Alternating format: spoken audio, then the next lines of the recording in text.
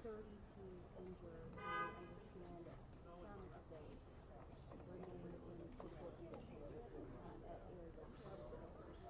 Aaliyah, ongoing investigation with the police department, housing, and sheriff's office, the FBI, also came in, and multiple various agencies across the state of Alabama and the southeast came upon this tiny town in Alabama to investigate potentially what could become the worst mass shooting in history. And devastated for this community. We were a bunch of youngsters celebrating our latest Sweet 16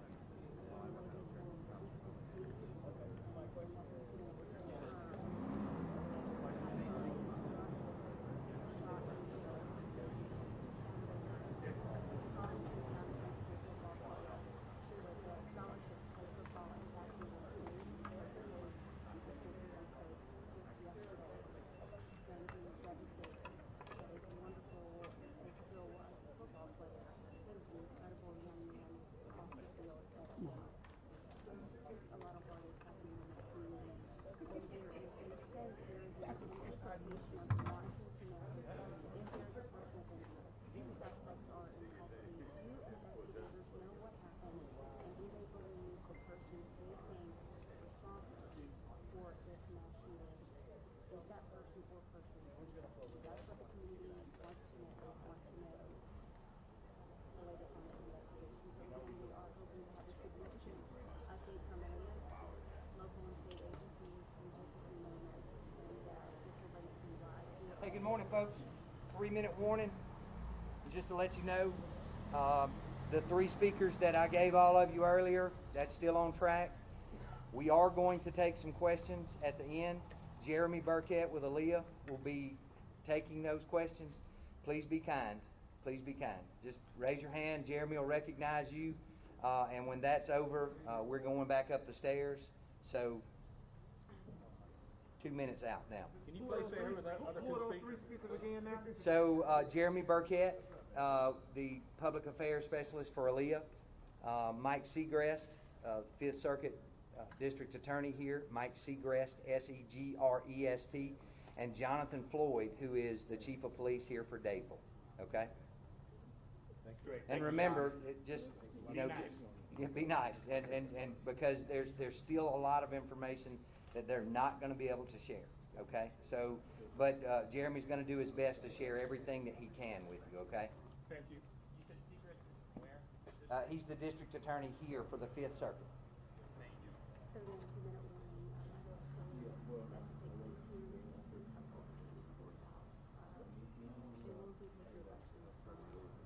There will be, there's multiple folks and multiple agencies. FBI will be represented. I go way back. They're going to be up there. Oh, you do? I was a 30 years and then guy. Oh, okay. Yeah.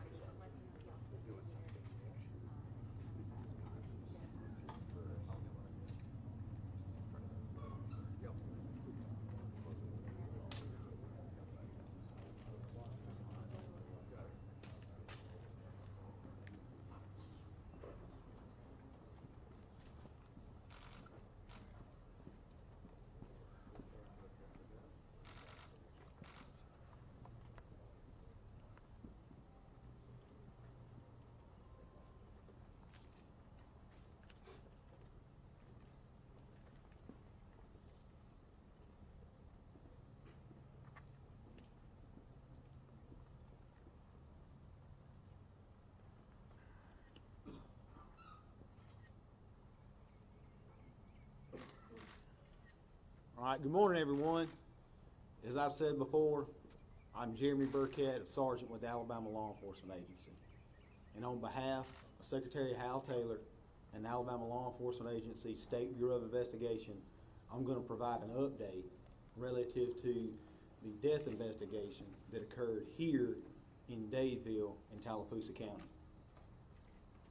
On Tuesday, April 18th, at approximately 8 p.m., the Alabama Law Enforcement Agency's State Bureau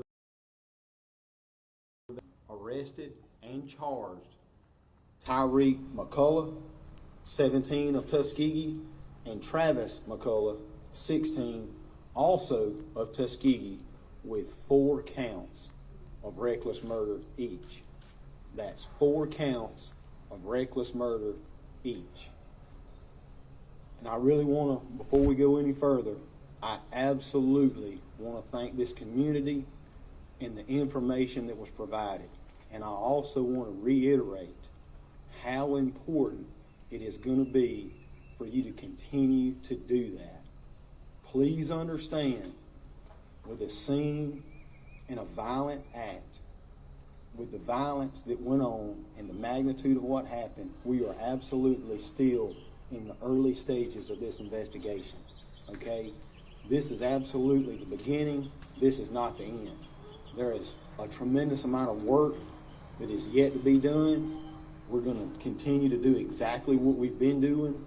We're going to be very careful with everything that we say, with everything that we do, because we absolutely are going to stay focused on the families and the victims. But we're going to need the public's help when we do that.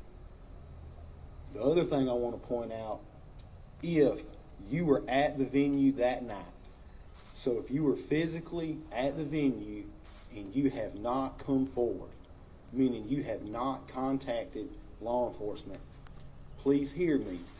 I absolutely want you to do that. We need you to come forward for these families, for these victims, okay? Please, I want to be clear, okay? Make no mistake. This is Alabama. And when you pull out a gun and you start shooting people, we're going to put you in jail, okay? We're going to do that because we're thinking about the families. We're concerned about the families. We were in the beginning and we will be through the remainder of this investigation, because somebody's got to start thinking about mama. Because I know I'm tired of it, and everybody behind me's tired of it. We're tired of going to the mothers and having to tell them that these kids are not coming home. So that's what we're going to be concerned about. We're not concerned about the headlines. We're not. We're worried about mama, okay? So that's going to be our focus, and we're going to stay laser focused on this investigation throughout the duration. But again, it's going to take personal courage. It's going to take personal courage of the individuals that were there that night to come forward, come talk to law enforcement, tell the truth. We need that information, okay? I'm now going to turn it over to the 5th Circuit District Attorney, Mike Seegers, for his comments. Thank you. We will send out an official press release with all the names immediately following this. Please hold all questions to the end of the press conference. Thank you. Good morning, everyone. My name is Mike Segrist. I'm the District Attorney for the 5th Judicial Circuit, which includes not only here in Tallapoosa County, but also Macon, Chambers, and Randolph counties. I know that there has been some frustration among our community and among media about a lack of information that has been provided up to this point. And I want to explain part of the reason for that. As a prosecutor, I cannot discuss the specific facts of the case. It's highly inappropriate for me to come out and publicly talk about that and tell that information. And the reason is being, defendants have constitutional rights. They've got to be tried by a jury of their peers inside this building. They have a right to be represented by counsel. And for me to come out here and give information about what's going on in the investigation, I can't discuss the details of that with y'all. and I apologize, but I hope you'll understand that, nor can law enforcement. So we won't be discussing all of the details. I can tell you a few things about the process of what will happen next with these individuals. First, they'll be entitled to an anonymous law hearing, which is a bond hearing that will have to occur within 72 hours. The state of Alabama will be requesting there no bond. That's up to a judge to decide, but that will be the state of Alabama's position. After that, there'll be an initial court appearance. Then there'll be a preliminary hearing, and then this information, depending on the outcome of that, will go to a grand jury. The grand jury system in Alabama and each circuit operates differently. Here in Tallapoosa County, the grand jury convenes twice a year, once in March and then once again in September. Once the grand jury is impaneled in March, they are still the grand jury for that 6-month period. We can recall the grand jury to present an indictment under special situations. That's unprecedented and hasn't been done that I'm aware of anytime recently here. This is an unprecedented situation. If we can establish the facts and are ready to present that, we will be asking our grand jury to come back in to present that so we can move forward efficiently and effectively. This is a very complex case. We mentioned 4 counts of reckless murder. Obviously, that just includes the 4 deceased that have been reported. Okay, we've got a lot more victims in this. We've still got 4 that are in hospital, 4 that are in critical condition. There'll be pending charges coming regarding all those. So when I tell you that this is just the tip of the iceberg and forthcoming charges, literally, we're going to make sure every one of those victims has justice and not just the deceased. I'd be remiss if I didn't just say a thank you to all the agencies, and I'm not going to try to name them all because there's been so many. Literally, every agency from federal, state, and local that has been involved in this, without the resources that they have brought to our community, we would not be where we are and have already made these first arrests here today. I will tell you that even though these are 16 and 17-year-olds, we will be charging them as adults in this. When I spoke to the press on Sunday, I started off by talking about the victims and the victim services, and I want to go back over that. We have information on our website, www.fifthcircuitda.org, that has information to provide to victims and victims' families. And we've got victim services from the FBI, victim services from the Attorney General's office, victim service from the Office of Prosecutorial Services, as well as our office. They're all working to provide the needs to the victims. When we talk about the victims, it's not just the 28 injured and 32 dead. There were so many kids in this venue, and what they saw, it's their victims in this. Their families are victims of this, and the ripple effect of this, it's kind of like a wave rolling across Lake Martin, but that ripple didn't stop when it hit the banks. There are other communities involved. There were kids from Reeltown here. One of the ones in critical condition had gone to the prom that night in Reeltown. There's kids from Tallahassee, kids from Booker T. W., kids from Alexander City. We haven't even identified possibly, where all some of these kids came from. And it's a traumatic thing for them. And they need help. Our services are available for them as well. And talking about the victims, I'll share something with you. And I'm going to try not to get emotional, and I'm not going to be taking any questions because I probably would. But one of the victims that wasn't injured is Lexi Dadeville. It's Lexi's 16th birthday party, Sweet 16. There's an uncut cake and unburnt 16 candles that never got lit. Lexi's brother was one of the victims. On her 16th birthday party, she knelt by her brother as he took his last breath. That's what we're dealing with here. Those are what these victims went through.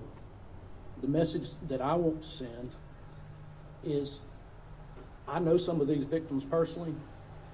Some of these kids are kids of friends of mine, people that I went to school with, people that I played ball with and against in the community back in high school. And these are my kids. These are our kids. Don't mess with our kids. Do not mess with our kids. Thank you.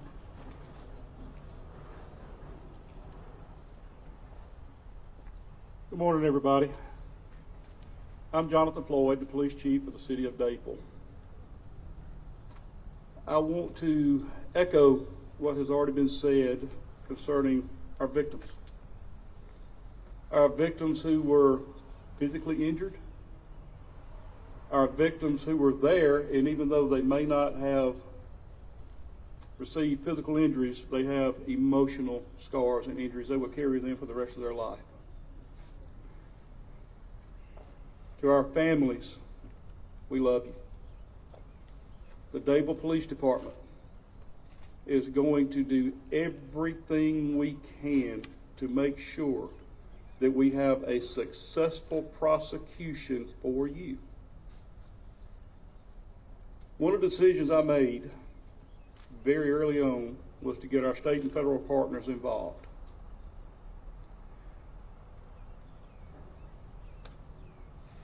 The resources that they have provided have been invaluable.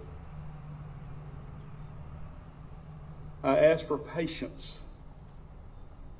As you've already been told, this is the tip of the iceberg. This is the very beginning. But we have one chance to get this right. In a few days, most of you are going to be gone. Our community is still going to be here. Our victims, people that are affected, are still going to be here. We're going to be here with them. As the police chief, as a member of law enforcement, we owe it to every person affected to make sure that we're very slow, make sure we're very methodical, because as I said, we have one opportunity to get this right. Because this case is not just about making an arrest. That is not the finish line. If we hurry, if we're careless, and we do make an arrest, but it does not result in conviction, it does not result in ultimate justice for our victims, we have failed our victims. So I ask each of you to please be patient, please be understanding. To our victims who may not be Dadevillians, but were here that night, got news for you. Now you're an honorary Dadevillian, whether you want it or not, because we love you, and you're a part of our city, and you're a part of our family. I want to thank every one of you for your interest, for your concern for our families, for our children, for being here. There are too many partners to name them all. But I'm telling you, Sheriff Jimmy Abbott, Tallapoosa County Sheriff's Department, he's been a tremendous asset.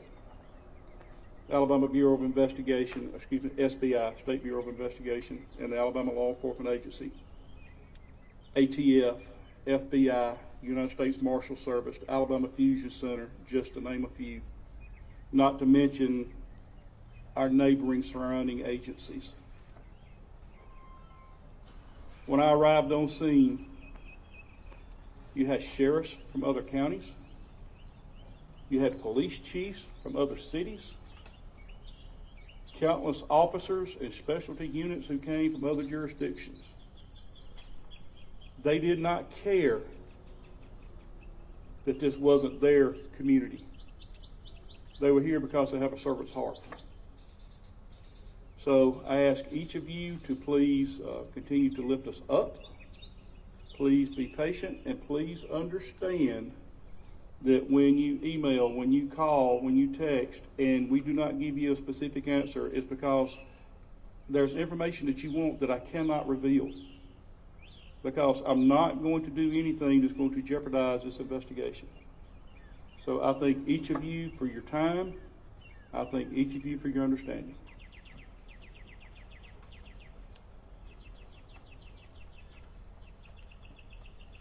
Thank you, Chief. Thank you, Mike. Again, we're going to get ready to close the press conference, and just what they said. This is about the victims. This is about the families. This is about this community, and it's ultimately about justice. And that's what we're here as law enforcement officers. We have a duty and a responsibility, and that's what we're going to do. That's what we're going to follow. Thanks again for just the cooperation. The partnership has truly been amazing, and we do. We thank the media. We thank y'all. We know y'all have a job to do, and we absolutely respect that. We just ask that you respect and honor the job that we have to do.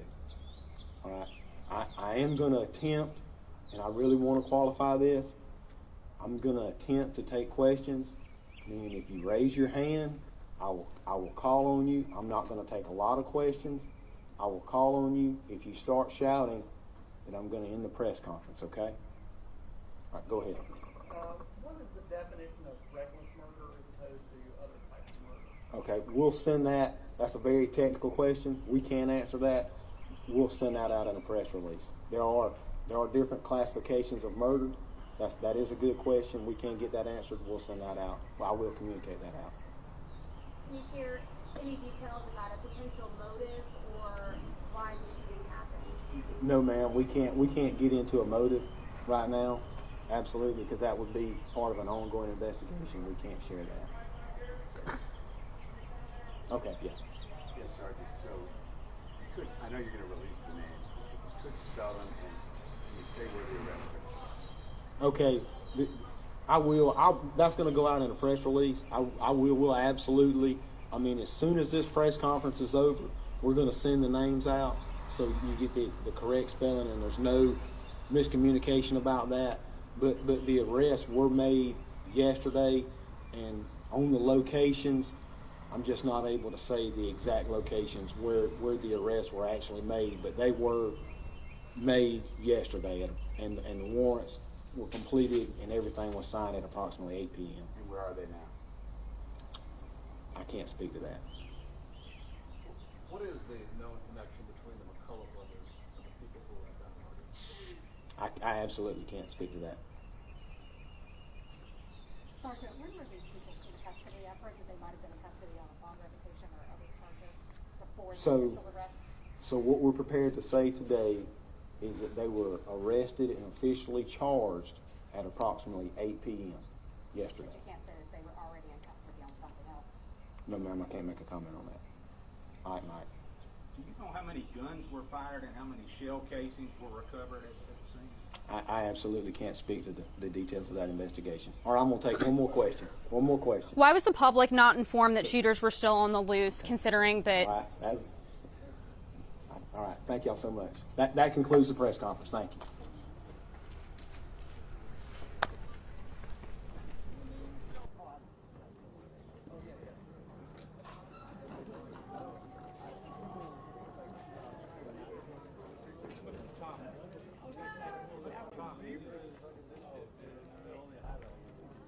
Thank you, Tom.